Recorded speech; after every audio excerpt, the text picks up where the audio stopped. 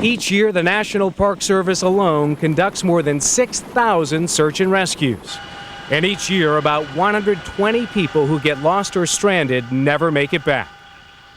To show you how to get out alive if you get lost in the wild, we've come to this deserted patch of Arizona wilderness with survival instructor Cody Lundin. I'm lost, disoriented. What is the first thing I should do? Lundin gets by in shorts and a t-shirt. He doesn't even need shoes.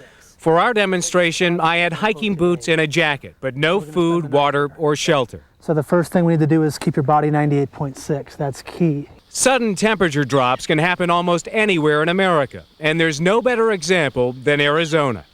Here, broiling daytime temperatures can plunge 60 degrees soon after sundown.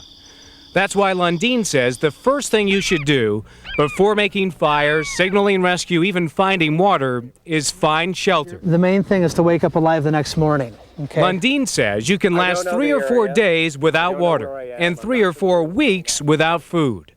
But death from exposure can come in hours, even minutes. So find a spot to sleep. Lundin says look for a flat area that's relatively high. It will stay warmer since cool air sinks.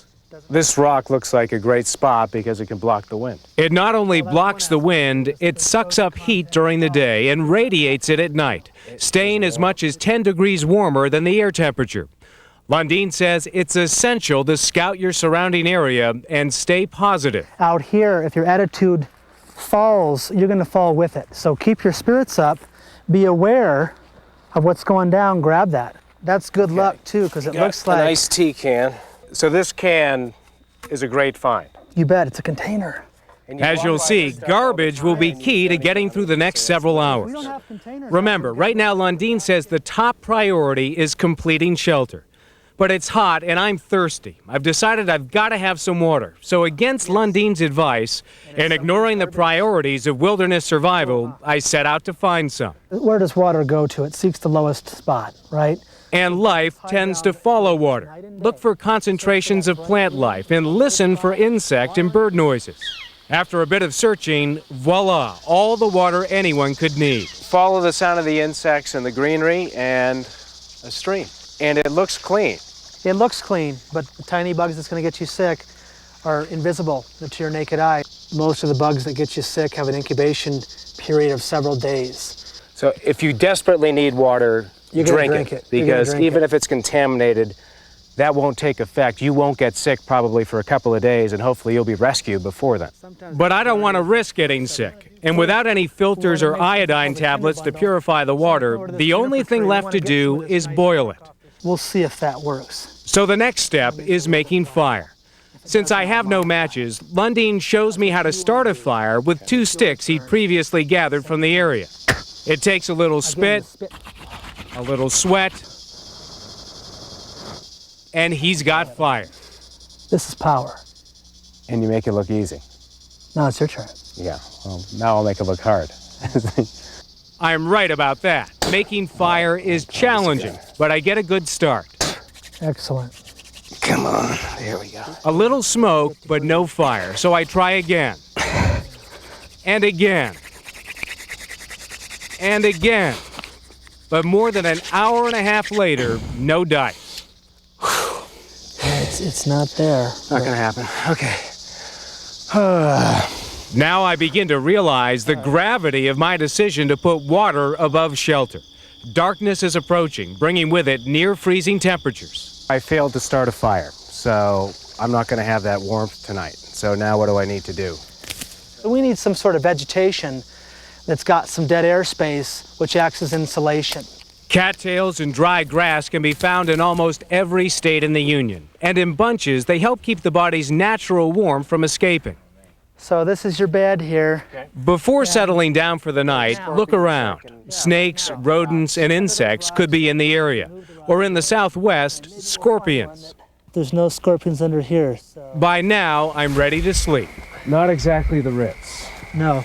The grass makes an excellent base to keep the earth from absorbing body heat at night. Cattails make good blankets. Sleeping is not going to be happening tonight. I can tell you that. But I am warm in here right now, so we'll give it a shot. That night, the mercury plummets into the 30s. As the chill sets in, my vegetation bed helps keep me from getting too cold, but it doesn't make me comfortable.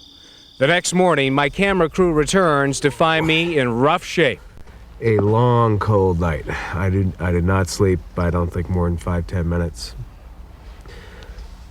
It got much colder than I thought it would get, and there was so much moisture in the air that this bed just started getting really, really cold, and I had to get up several times and just like jog in place for a half hour, 45 minutes at a time, just to get the body heat up, and then get back into the bed and cover myself up to try to stay warm. It's early, the temperature is still in the 40s, and I've not had food or water in 18 hours.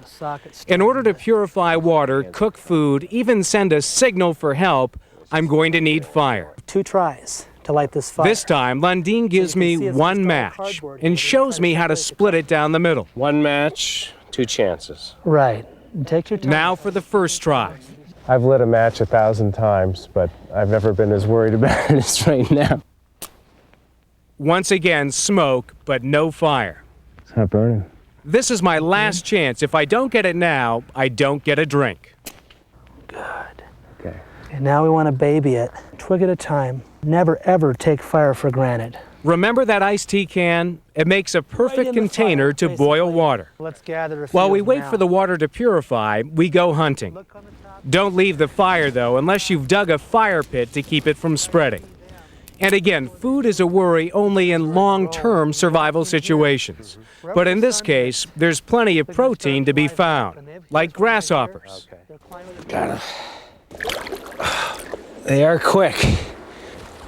Got them. And in the water, crayfish. Although those put up a bit more of a fight. And he got me. There's a whole bunch right here in front of you. Also in the water, we found some clams. So what part can you eat? And the same cattails I slept under make a good snack. So it's this right here, right? Be wary of eating other plants and berries, though. You never know if they could be poisonous. It's not bad. It's good. Very good. Then back to camp, where the water has boiled and cooled. I am ready to drink this. It's my first drink in 22 hours. Water out of a used iced tea can. I never thought it'd taste so good. Meanwhile, my lunch has been cooking. Yeah, there's something about looking at those eyes, but The crayfish are packed with protein, which means energy. that actually is delicious. That is good. Just need a little butter and lemon. The clams are a little gritty, but not bad. It's not a Maine clam, but you know what? It'll do. And remember those grasshoppers? Chew them. Just down it. Doesn't taste like chicken, but it's not that bad, really. The ultimate goal of any survival situation is to get rescued. And we've already made the best way to signal for help.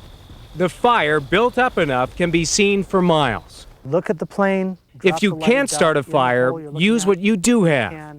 This can lid I found can reflect light to get a pilot's attention.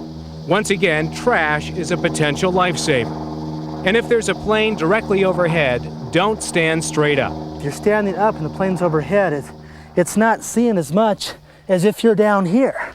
Okay. Of course, a little preparation before you take a trip can make all the difference. Bring 3 sources of fire on 3 different parts of your body. I have a lighter in my jacket and matches in my shirt pocket and pants pockets. Bring a gallon of water for each day you'll be gone. Warm clothing, even if it's just a day trip. And it's always a good idea to have a cell phone, but it may not work where you're going. So be sure to tell someone where you'll be and when you'll be back so they can notify authorities in case you don't return. If you do get lost, remember your priorities. Don't keep wandering, hunker down and look for shelter. Then try to signal for help. If help doesn't arrive, start looking for water. For 2 New York college students, spring break in the desert came close to disaster. Paula and Amelia made it through the night, and the next day were discovered by a passing hiker who showed them a shortcut to safety. Looking back, their ordeal was a learning experience. Lost in the wild, they found a new respect for Mother Nature.